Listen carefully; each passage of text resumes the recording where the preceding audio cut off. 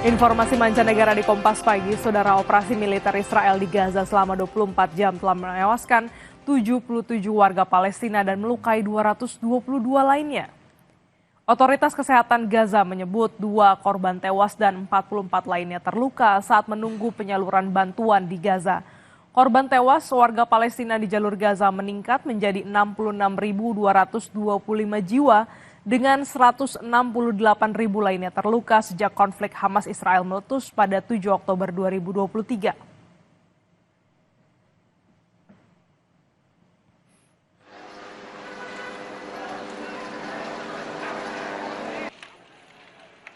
Presiden Trump dan Perdana Menteri Benjamin Netanyahu mengumumkan rencana perdamaian dalam kesepakatan gencatan senjata dan masa depan Gaza tanpa senjata dicantumkan dalam 20 poin paling krusial.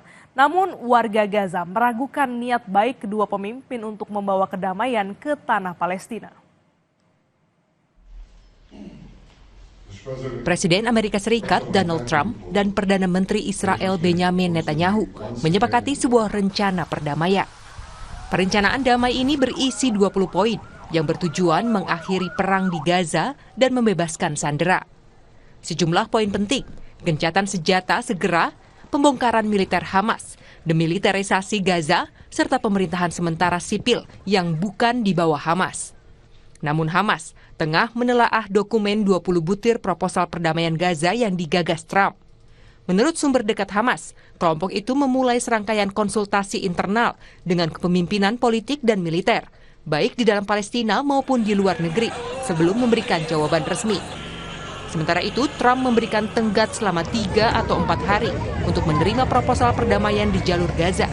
Jika tidak, konsekuensi berat menanti.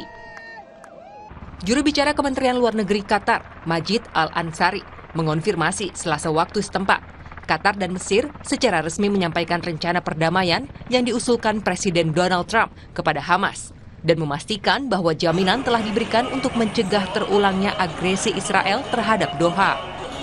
Qatar yang telah lama menjadi mediator utama dalam pembicaraan tidak langsung antara Israel dan Hamas juga menjelaskan Hamas tengah mempelajari proposal tersebut.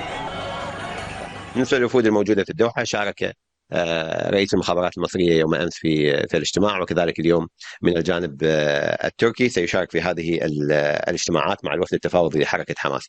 الاجتماع الذي عقد في نيويورك بين عدد من قادة الدول العربية والإسلامية مع الرئيس الأمريكي وسع دائرة المشاركة في إطار هذه المبادرة لتشمل جميع هذه الدول. لذلك اليوم نجد هذا الحضور الثلاثي القطري المصري التركي. Rencana perdamaian disambut dengan skeptisisme dari warga Palestina yang percaya bahwa Amerika Serikat telah lama kehilangan kredibilitas dalam membawa perdamaian ke Gaza. Warga Gaza meragukan dampaknya serta ketulusan dan konsistensi dalam pengambilan keputusan pemerintahan Trump.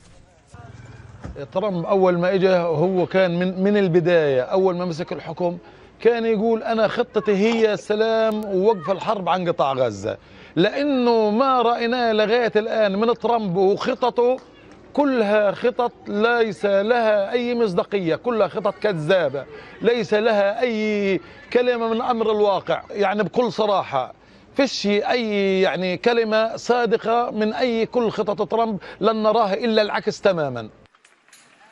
Meski proposal perdamaian membuka peluang bagi berdirinya negara Palestina di masa depan, namun apakah benar-benar bisa mengakhiri penderitaan atau hanyalah pertunjukan politik? Tim Liputan Kompas TV.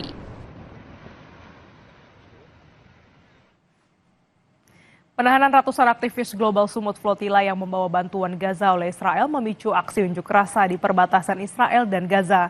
Mereka menuntut Israel membebaskan para aktivis.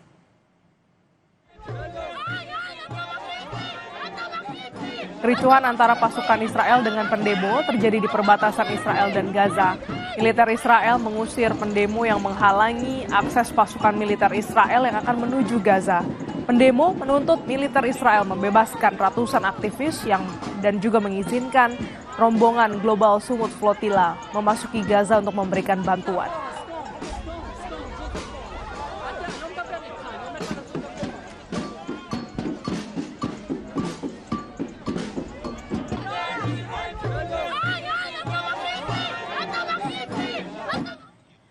Ratusan aktivis Global Sumut Flotilla yang ditahan Israel telah diproses di pelabuhan Ashdod sebagai bagian dari persiapan deportasi kembali ke negara asal mereka.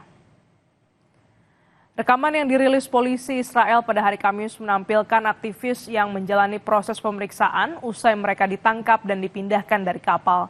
Aktivis mengatakan ada sekitar 500 orang yang berada di atas kapal dan ditahan Israel. Otoritas Israel menyatakan konvoi kapal Global Sumut Flotilla melanggar blokade dan sudah ditetapkan. Israel menegaskan akan menghentikan misi yang dilakukan Global Sumut Flotilla. Ratusan aktivis yang ditahan telah diproses untuk dideportasi kembali ke negara asal mereka.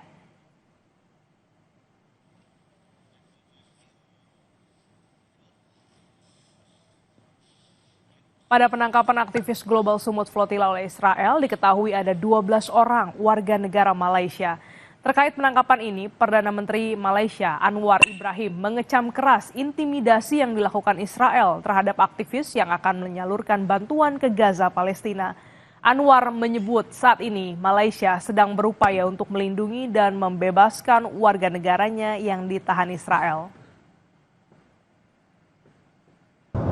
Mudah-mudahan kezaliman oleh rejim Israel ini dihentikan dan rakan-rakan kita dibebaskan dan saluran bantuan kemanusiaan kepada rakan-rakan kita di Gaza dan Palestin dapat disampaikan dalam kadar segera.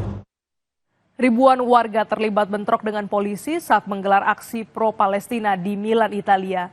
Dalam aksinya, massa mengecam langkah Israel yang menyerang rombongan Global Sumut Flotilla saat beri bantuan ke Gaza.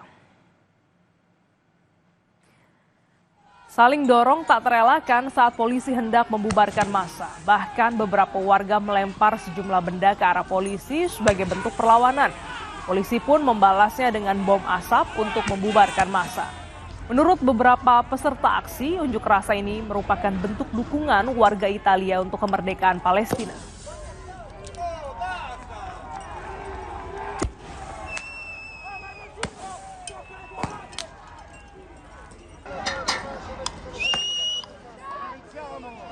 Aksi dukung kemerdekaan Palestina juga disuarakan warga Sanaa, Yaman. Ribuan orang turun ke jalan guna mendukung Palestina.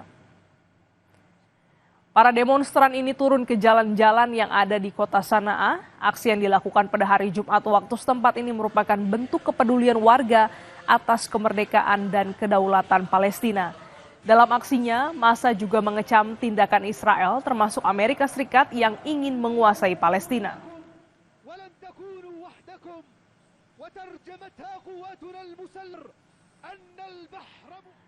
Aksi protes menuntut perbaikan layanan kesehatan, pendidikan, kenaikan harga sembako dan berantas korupsi dipimpin Gen Z berlangsung di pusat kota Casablanca, Maroko.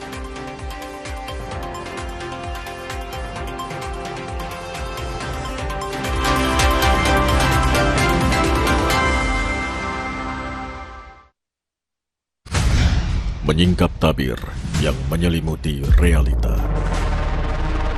Menelusuri sisi gelap peristiwa, menyibak topeng ketidakadilan yang mengorbankan rakyat. Satu persatu dibongkar dalam Berkas Kompas. Setiap Selasa pukul 11 malam di Kompas.